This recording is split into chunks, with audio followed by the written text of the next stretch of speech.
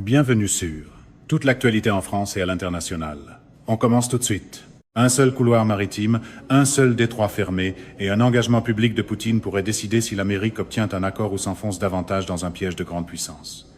Les gardiens de la révolution iranienne ont publié cette semaine un message que chaque Américain doit lire attentivement.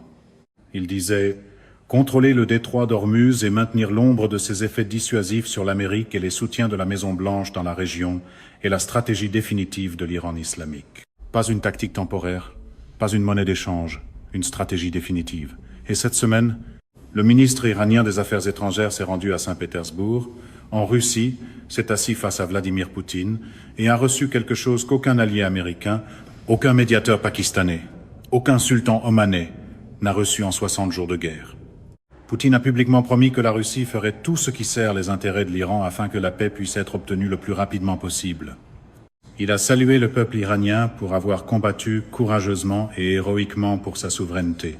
Il l'a dit à Arakchi et il l'a dit devant les caméras pour que le monde entier le voie. La Russie, tout comme l'Iran, a l'intention de poursuivre notre relation stratégique. Ce n'est pas une courtoisie diplomatique. C'est Vladimir Poutine, l'homme que l'Amérique a sanctionné, isolé et qualifié de criminel de guerre, qui soutient publiquement l'Iran dans son bras de fer avec les États-Unis. Pour un camp qui adore présenter chaque poignée de main comme une percée historique, celle-ci doit être un peu plus difficile à faire tenir sur une casquette de campagne. Le pétrole est à $110. Le détroit est fermé. Et maintenant, Poutine est le messager de l'Iran. Ce que cela signifie pour l'Amérique, pour la guerre, et pour chaque famille qui paie $4 à la pompe, voilà de quoi parle cette histoire. La séquence complète de la tournée diplomatique d'Arakchi cette semaine est importante, parce que l'ordre dans lequel il a voyagé révèle exactement ce que l'Iran est en train de construire, et sur qui l'Iran compte.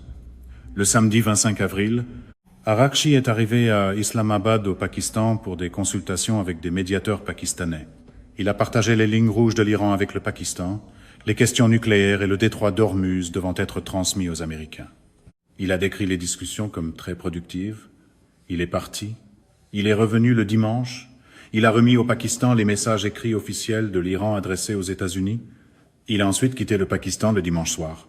Il s'est envolé vers Mascate, à Oman, le seul pays arabe entretenant des relations diplomatiques à la fois avec l'Iran et l'Amérique, où il a rencontré le sultan Haytham Ben Tariq et le ministre omanais des Affaires étrangères. Il a déclaré que les deux pays avaient conclu certains accords lors de leurs discussions centrées sur le détroit.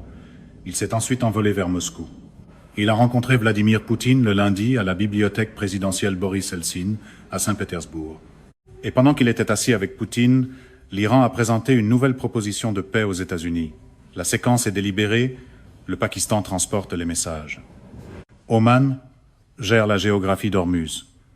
La Russie fournit l'appui stratégique. Ce n'est pas une diplomatie improvisée. C'est une stratégie coordonnée à 3 piliers. Les mots exacts de Poutine sont plus importants que ce que n'a saisi n'importe quel titre.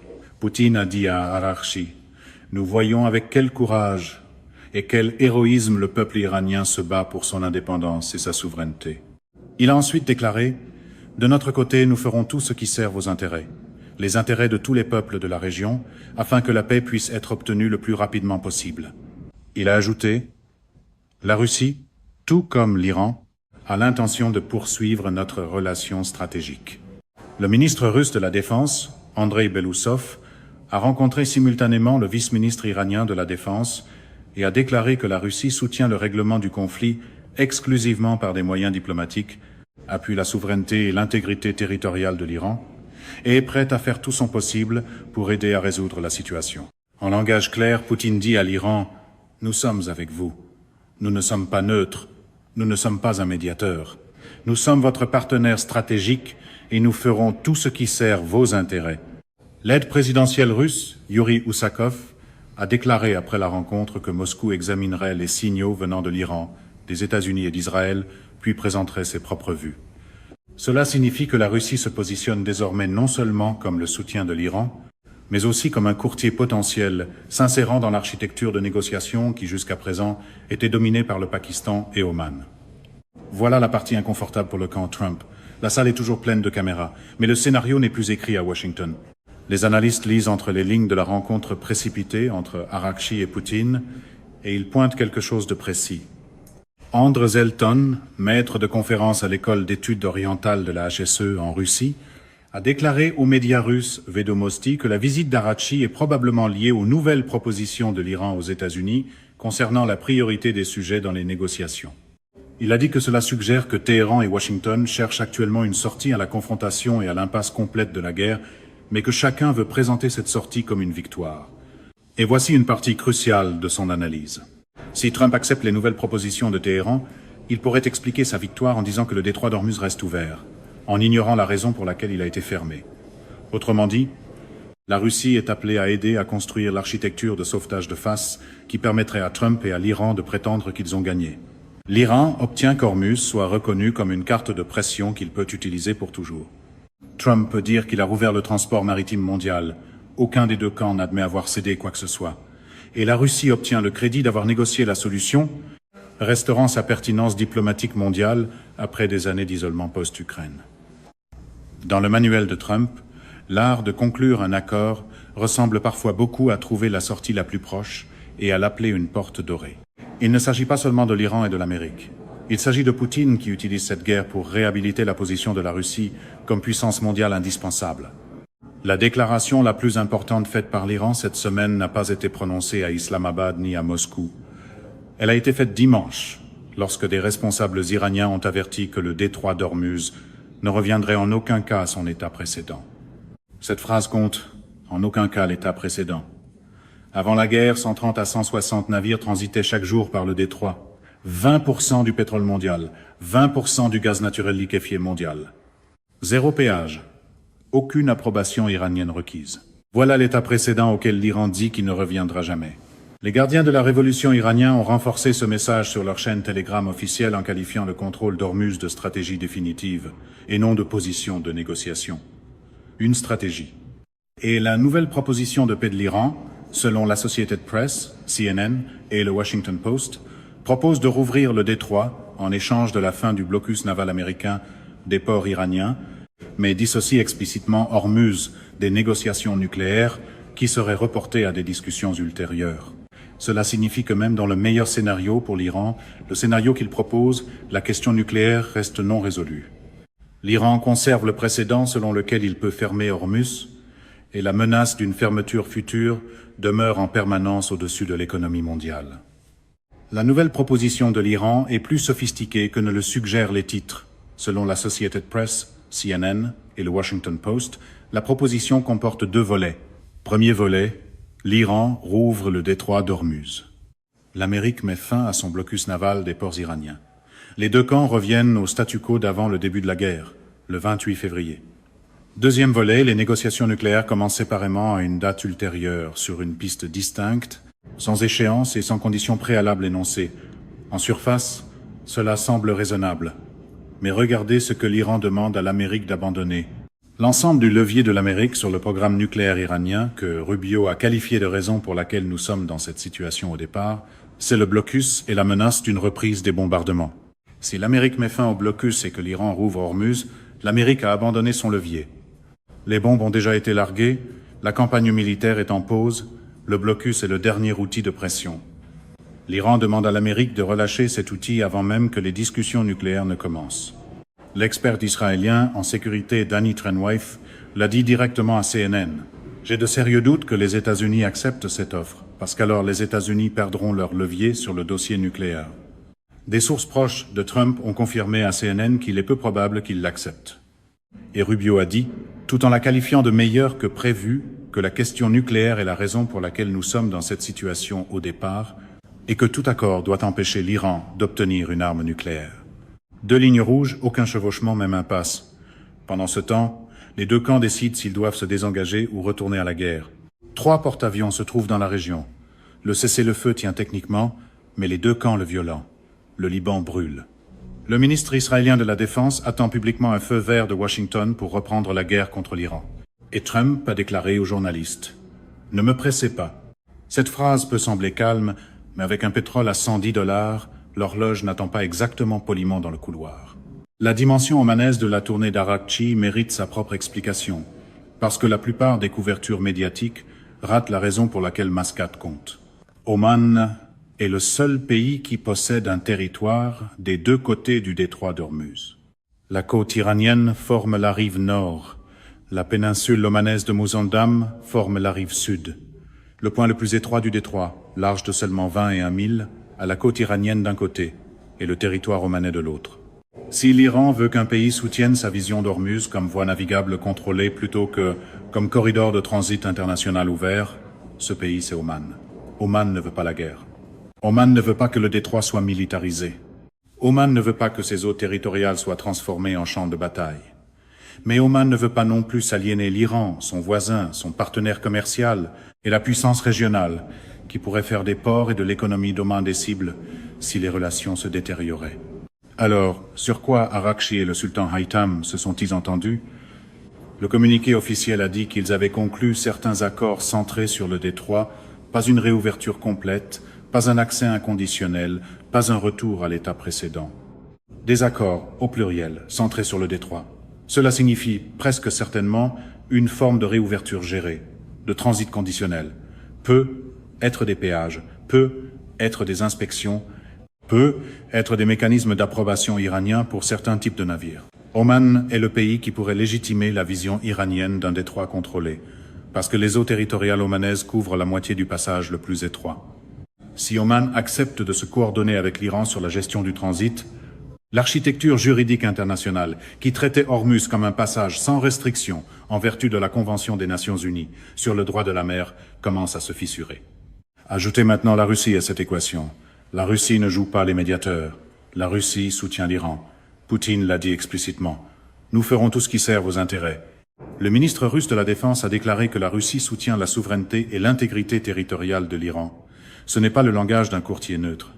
C'est le langage d'un allié. Et la Russie possède quelque chose que l'Amérique n'a pas dans cette négociation. La Russie a un levier sur les adversaires de l'Iran. La Russie vend des armes à des pays utidaires.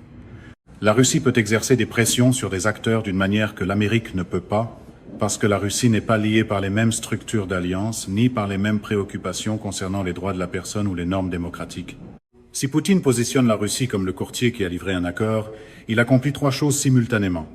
Premièrement, il brise le monopole américain sur la diplomatie au Moyen-Orient.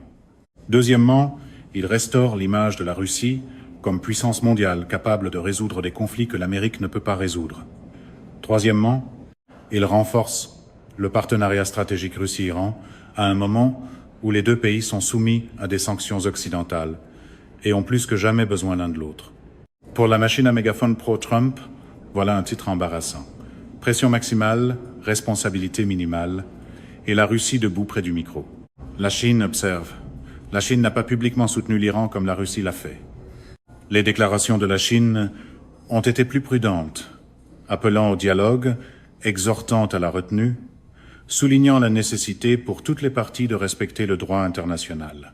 Mais la Chine est le plus grand client pétrolier de l'Iran. La Chine construit les infrastructures de l'Iran. La Chine fournit la bouée de sauvetage économique qui permet au régime iranien de fonctionner sous sanctions. La Chine n'a pas besoin de faire de grandes déclarations publiques parce que son soutien est structurel. Chaque baril de pétrole iranien que la Chine achète est un vote de confiance dans la capacité de l'Iran à résister à la pression américaine. Chaque projet d'infrastructure que la Chine finance en Iran est un pari que l'Iran sera toujours debout lorsque cette guerre sera terminée. Et la Chine bénéficie de cette guerre d'une manière invisible dans la plupart des couvertures médiatiques. Chaque jour où le détroit d'Ormuz reste fermé ou contesté, les prix mondiaux du pétrole demeurent élevés. Des prix du pétrole plus élevés nuisent à l'économie chinoise, mais ils nuisent encore plus à l'économie américaine. Parce que les électeurs américains ressentent chaque jour les prix de l'énergie à la pompe d'une manière qui façonne les pressions politiques sur la Maison-Blanche. Des prix du pétrole plus élevés nuisent aussi davantage à l'Europe qu'à la Chine, parce que l'Europe dépend plus des importations énergétiques du Golfe que la Chine. La Chine a diversifié ses sources d'énergie. La Chine possède des pipelines venant de Russie. La Chine possède des terminaux de gaz naturel liquéfié capables de recevoir des cargaisons de multiples fournisseurs. L'Europe a moins de flexibilité. Ainsi, la stratégie de la Chine, c'est la patience. Que la Russie soit l'alliée bruyante, que la Russie prenne les risques diplomatiques. La Chine continuera d'acheter du pétrole iranien, continuera de financer des projets iraniens, continuera de fournir la base économique qui permet à l'Iran de tenir sa position. Et lorsque l'accord sera finalement conclu, La Chine sera positionnée pour profiter de la reconstruction, des contrats énergétiques et des investissements dans les infrastructures qui suivront. Voilà l'architecture géopolitique à laquelle l'Amérique fait face. La Russie soutient publiquement l'Iran, la Chine soutient discrètement l'Iran. Le Pakistan et Oman jouent les médiateurs. Et l'Amérique tente d'obtenir des concessions sur le programme nucléaire iranien tout en gérant simultanément les pressions venant d'Israël, les pressions venant des alliés du Golfe, les pressions venant de sa propre base politique intérieure et les pressions d'une économie qui ne peut pas supporter indéfiniment un pétrole à $110. L'équipe de sécurité nationale de Trump est en ce moment à la Maison-Blanche en train d'essayer de répondre à une question qui n'a pas de bonne réponse. Acceptons-nous un accord qui rouvre Hormuz, mais laisse la question nucléaire non résolue? Ou rejetons-nous l'accord, maintenons-nous le blocus, et acceptons-nous que le pétrole reste à $110, que l'inflation demeure élevée, et que le coût politique de cette guerre continue de s'accumuler? Si l'Amérique accepte l'accord, l'Iran gagne. L'Iran obtient qu'Hormuz soit reconnu comme levier. L'Iran obtient la levée du blocus. L'Iran garde son programme nucléaire, et l'Iran établit le précédent selon lequel il peut fermer la voie navigable la plus importante du monde et forcer l'Amérique à négocier selon les conditions de l'Iran. Si l'Amérique rejette l'accord, la guerre continue, le blocus reste, les porte-avions restent, les dommages économiques s'accumulent, et chaque jour qui passe sans résolution est un jour de plus où la Russie et la Chine renforcent leur position comme les puissances capables de livrer ce que l'Amérique ne peut pas livrer. La stabilité au Moyen-Orient. Ce n'est plus une guerre entre l'Amérique et l'Iran. C'est une confrontation entre grandes puissances qui se joue dans le détroit d'Ormuz.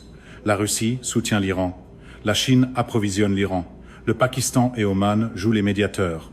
Et l'Amérique essaie de trouver comment sortir de cette situation sans donner l'impression d'avoir perdu. Toute l'ampleur de ce qui se passe se résume ainsi. L'Iran dit qu'Hormuz ne reviendra jamais à l'avant. Poutine dit que la Russie fera tout ce qui sert les intérêts de l'Iran. Le pétrole est à $110. Et l'équipe de sécurité nationale de l'Amérique est dans une salle de réunion à la Maison-Blanche en train d'essayer de comprendre quoi faire ensuite.